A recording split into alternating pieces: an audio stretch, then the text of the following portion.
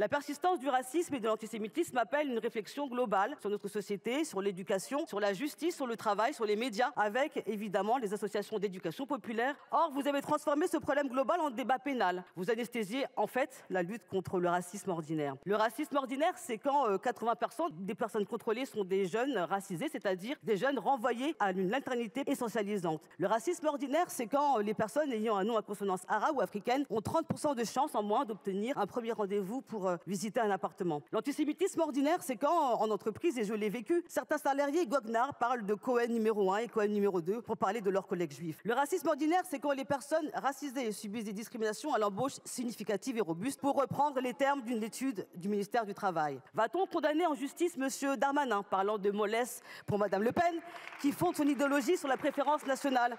Va-t-on condamner la remise en cause du droit du sol, ce droit qui fait de la France une nation civique et non une nation ethnique? Bien sûr que non.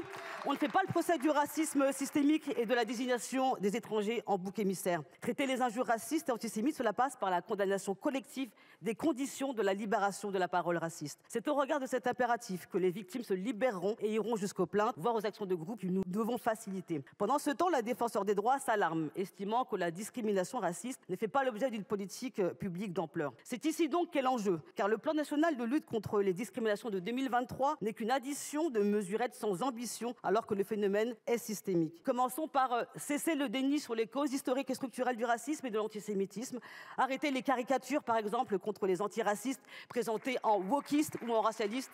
Regardez en face le rôle de certaines politiques publiques qui entretiennent encore des traitements différenciés. La France insoumise appelle à la réalisation de notre idéal républicain, réellement universaliste, donc réellement antiraciste. Nous voulons accompagner sérieusement les victimes et donc des moyens pour la défenseure des droits, un commissariat à l'égalité et un code de la discrimination. Un plan ambitieux doit impliquer l'ensemble des institutions et des services de l'État. Des millions de citoyens enfermés dans leur vie par un racisme structurel attendent enfin qu'on leur donne une voix et du soutien. Ce texte d'affichage est une occasion manquée.